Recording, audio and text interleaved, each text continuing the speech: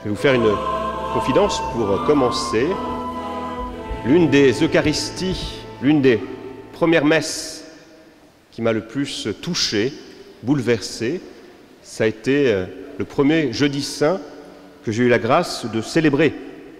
J'ai eu à attendre plusieurs années, puisque chez les dominicains, c'est le prieur qui préside le jeudi saint. Et puis après, j'étais à la cathédrale, et quand on est à la cathédrale, c'est l'évêque qui préside le jeudi saint. Donc j'ai dû attendre quelques temps, mais j'avais déjà eu l'occasion aussi, bien sûr, de voir mes pieds lavés. Et j'avais déjà vu cette expérience, c'était bouleversante. J'aimais pas ça. J'aimais pas ça. C'est pas très agréable. Enfin, pour certaines personnes, c'est facile, mais pour d'autres, c'est compliqué. C'est compliqué, c'est en même temps vraiment, voilà, c'est bouleversant finalement. On y va avec réticence, ou on peut y aller avec réticence, c'était mon cas. Et j'ai vu le frère prieur se mettre à mes genoux et laver mes pieds. Et puis à mon tour, j'ai eu l'occasion de laver les pieds de mes frères quand j'étais au couvent de Tours. Et j'ai vraiment trouvé cela bouleversant. Quand je suis aussi arrivé à Jeanne d'Arc, il y a maintenant 3 ans, c'est l'un des grands souvenirs. Une grande messe qui va me rester pendant de longues années. C'est ce premier jeudi saint que j'ai vécu avec vous. Et ça m'avait vraiment bouleversé. Il y a quelque chose d'extraordinaire dans ce geste de laver les pieds. Et plus généralement, dans toute cette célébration, en fait, le jeudi saint, c'est tout ce qui est au cœur de notre foi qui se trouve rassemblé en une seule célébration. Cette célébration nous donne 2 endroits, 2 lieux extraordinaires pour rencontrer Jésus. Le premier lieu, c'est le lavement des pieds, c'est-à-dire dans la rencontre du frère. Se mettre aux pieds de son frère pour le servir. Et le deuxième lieu, c'est bien sûr l'Eucharistie. Alors quelques instants, quelques réflexions rapides sur ce lavement des pieds. J'ai déjà évoqué, c'est bouleversant. Souvent quand on pense à Dieu, naturellement, j'aurais pu vous poser la question, où est Dieu? Naturellement, tout le monde regarde le plafond, le ciel. Et pour le lavement des pieds, où est Jésus? Eh bien, précisément, Jeanne voulait avoir la réponse, mais il est à nos pieds. Vous voyez, il se met à nos genoux pour prendre cette condition de serviteur. Et vous savez, ce geste de laver les pieds au temps de Jésus, c'était un geste qui était réservé aux esclaves. Et pas n'importe quel esclave, aux non-juifs. Pour un juif, ce n'était pas possible de laver les pieds d'un autre juif. C'était sacrilège. Donc vous voyez, Jésus prend vraiment la dernière place. Et il nous dit que c'est là que nous pouvons le retrouver, quand à notre tour nous nous mettons au service les uns des autres. Et puis dans ce geste de laver les pieds, c'est impressionnant, parce qu'il y a du toucher. Le toucher, c'est toujours un des sens les plus importants qui soit. C'est ce sens qui se développe en premier dans l'homme, dès le sein maternel, le sens du toucher se met en œuvre. C'est le sens le plus primordial. C'est aussi le sens qui nous humanise. Si vous lisez, les jeunes l'ont tous lu, le De Anima d'Aristote, chapitre 2, il est dit que, Aristote nous rappelle, alors je ne sais pas si c'est vrai, la biologie a certainement fait des progrès depuis, mais Aristote nous disait que les animaux, par exemple, ont un meilleur odorat, peuvent avoir une meilleure vue, une meilleure audition que l'homme, mais il y a un sens où on les dépasse tous, c'est ce que disait Aristote un jour, c'est le toucher. C'est ce qui humanise l'homme. Voilà, ce qui est vraiment au cœur de l'humanité. Et Jésus qui vient toucher ses pieds, qui nous dit que la relation avec Dieu, ça se joue dans cette intimité. Et puis quelle est l'autre particularité du sens du toucher? C'est le sens de la réciprocité. On peut voir sans être vu, entendre sans être entendu. C'est l'expérience que font souvent de prêtres, font beaucoup de prêtres. Mais on ne peut pas toucher sans être touché. Vous voyez, c'est le sens de la réciprocité. Et donc ça nous dit vraiment cette rencontre, ce cœur à cœur que Jésus, que Dieu veut nouer avec nous. Ce n'est pas dans le discours, parce que le discours souvent ça nous échappe, c'est compliqué, c'est abstrait, ou de la haute spiritualité éthérée. Non, pas du tout. C'est dans ce cœur à cœur, dans ce contact de peau contre peau. Et c'est ça, c'est à ce niveau-là, nous dit le Seigneur, que Dieu veut se donner à nous.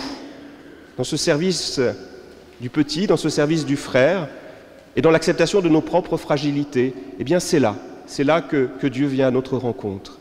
Ça nous dit aussi quelque chose de fondamental, c'est que dans notre foi chrétienne, c'est vraiment une foi de la rencontre, du corps à corps. Tous les sacrements sont toujours rapportés au corps précisément. L'Eucharistie, on met l'hostie, où cela?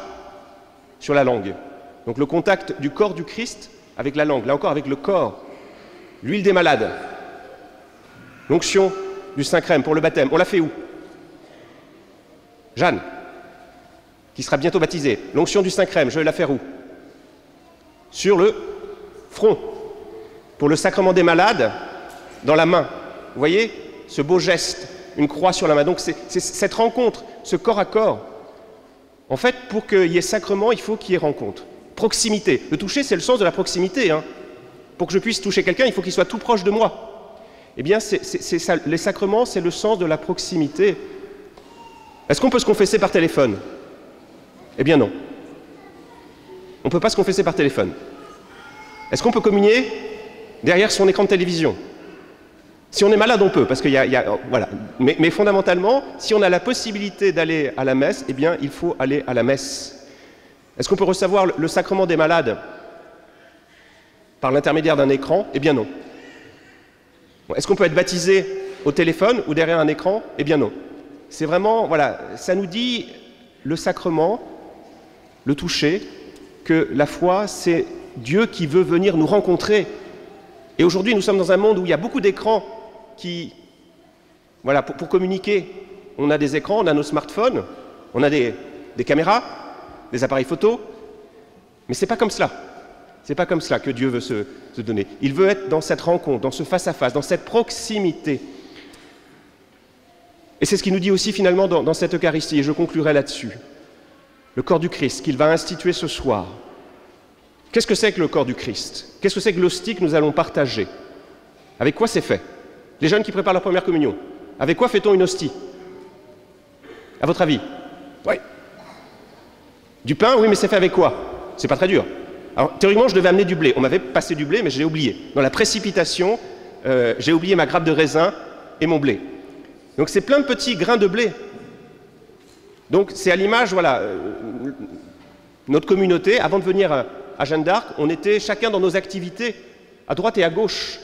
Et donc vous voyez, l'image du pain, c'est ce qui rassemble. On rassemble ce grain de blé, on le moue, pour faire une hostie qui est ronde et qui rassemble. Vous voyez comment l'Eucharistie aussi, dispersée, on est tous un peu aux quatre coins de Rennes, avec des multiples activités. On est arrivé un peu stressé, moi-même j'étais un peu stressé, vous avez vu, j'ai couru juste avant de la célébration, parce que rien n'était prêt, comme toujours, même si, moi j'étais pas prêt, Joseph était prêt, tout le monde était prêt, sauf moi. Mais voilà, on arrive et on voit comment voilà, l'Eucharistie est ce qui nous rassemble, ce qui nous réunit. On pourrait dire la même chose du vin, c'est fait avec quoi le vin? C'est avec du raisin. Du raisin, plein de morceaux de, comment ça s'appelle? De grappes, oui mais une grappe, de grains. Voilà, plein de grains qu'on rassemble pour faire le sang du Christ. Vous voyez comment l'institution de l'Eucharistie, c'est pour nous rassembler. Et Jésus le fait à un moment terrible où précisément la communauté est en train d'exploser. Pourquoi la communauté est en train d'exploser? À votre avis? Elle est en train d'exploser parce que tout le monde a peur. On a peur de quoi? De la persécution. On a peur des Romains qui sont là, des autorités juives, qui vont essayer de s'attaquer à ces chrétiens qui se disent chrétiens, qui sont complètement déviants. Donc tout le monde a peur, tout le monde a peur. Et donc la communauté est en train de se disperser, tout le monde se cache, et Jésus institue précisément à ce moment-là l'Eucharistie pour rassembler. Et on peut même faire un pas de plus. Les exégètes ont montré que la mise par écrit des textes que nous lisons ce soir, de l'institution de l'Eucharistie, ça s'est fait aussi à un moment de crise. Vous savez, Jésus est monté au ciel. Ça s'appelle comment, la célébration, quand Jésus monte au ciel? Ça s'appelle? Oui. Après, avant la Pentecôte, il y a l'ascension. Et Jésus avait dit, je reviendrai. Et les apôtres étaient persuadés que Jésus allait revenir rapidement. Et là, difficulté, les années passent, les persécutions se multiplient, les Romains sont de plus en plus violents, et Jésus ne revient pas. De nouveau, une occasion de dispersion, et c'est à ce moment précis qu'on a mis par écrit ces textes des évangiles avec l'institution de l'Eucharistie. Vous voyez, un moment de dispersion, eh bien, on remet tout par écrit pour revivre l'Eucharistie, pour être rassemblés, pour que le corps du Christ que nous sommes puisse agir. Et c'est pour ça que c'est fondamental d'aller à la messe. Je sais que pour vous, les jeunes, c'est parfois difficile. Vous êtes tous d'accord avec moi? Oui ou non? Peut-être pas Jeanne d'Arc, mais parfois c'est difficile. Et en même temps, si on ne va pas à la messe, eh bien on est ce grain de blé qui va dans tous les sens, et le corps du Christ n'est pas constitué. Donc si le corps du Christ n'est pas constitué, c'est nous le corps du Christ, eh bien on ne peut pas être au service des pauvres, des petits, de ceux qui sont fragiles. Vous voyez, si on ne va plus à la messe, le corps du Christ n'existe plus, et on ne permet plus à Jésus de rejoindre ceux qui souffrent. Et c'est tragique, c'est dramatique, parce qu'on est dans une société individualiste, et la réponse de Jésus, c'est l'Eucharistie. C'est former le corps du Christ que nous sommes pour lui permettre d'agir, pour lui permettre de continuer à laver les pieds de ceux qui souffrent, pour lui permettre aussi de continuer à prêcher, à parler. Donc c'est capital, l'Eucharistie. Même si parfois on s'ennuie, même si parfois les sermons sont très longs, trop longs, même si parfois ça vole très haut, eh bien il faut venir, parce que c'est là que nous nous constituons en tant que communauté. Voilà. Dernière chose très rapidement. Donc on a vu que Jésus, avec le lavement des pieds, nous disait qu'il voulait se donner à nous dans ce cœur à cœur, dans ce contact, dans ce toucher. Nous avons vu que Jésus aussi nous rassemblait pour former ce corps du Christ. Et puis dernière idée peut-être très importante, c'est qu'il vient aussi nous rassembler et nous purifier, nous laver de nos péchés, nous rendre meilleurs, nous rendre saints. Vous voyez, c'est ça. L'Eucharistie, c'est comment Jésus sur la croix va prendre tous nos péchés pour nous en libérer, pour faire de nous un peuple de saints. Parce que pour être le corps du Christ, c'est difficile. Hein. Est-ce qu'on est tous le corps du Christ? Oui, mais on se rend bien compte qu'il y a la résistance en nous, il y a ce péché qui est en nous. Eh bien voilà, Jésus va prendre sur la croix ce péché pour nous en libérer. Et il nous invite à notre tour à l'imiter. Alors c'est quelque chose de difficile, mais quelque chose de fondamental. L'importance de nous mettre au service de nos frères, l'importance de recevoir l'Eucharistie, et l'importance de bien penser que Jésus sur la croix, il a pris notre péché, il a pris nos fautes pour nous en libérer et pour nous faire avancer sur le chemin de sainteté. Et comment il prend ce péché sur ses épaules, comment il nous en libère? Par l'amour, par l'amour. Vous voyez, je l'ai dit déjà depuis plusieurs semaines, au cœur du mal, au cœur de la dispersion, il met cet acte de charité, cet acte d'amour qui va faire exploser le mal. On parle beaucoup actuellement dans l'actualité de ce geste extraordinaire de ce gendarme qui a donné sa vie, et on ne parle plus que de cela. On parle de ce geste très courageux, héroïque, où un homme donne sa vie pour sauver une vie. C'est ce que fait Jésus sur la croix. Exactement la même chose, sauf que ce gendarme, il le fait en tant qu'homme, donc c'est un héros. Jésus, il le fait en tant qu'homme, mais aussi en tant que Dieu. Ça veut dire quoi? Ça veut dire que sa victoire contre le mal, elle rejaillit sur nous tous, elle rejaillit sur toute l'humanité. Le péché qui nous avait fait éloigner de Dieu, eh bien, Jésus sur la croix prend ce péché et ce pont qui nous permet de retrouver ce lien que nous avons perdu avec le péché.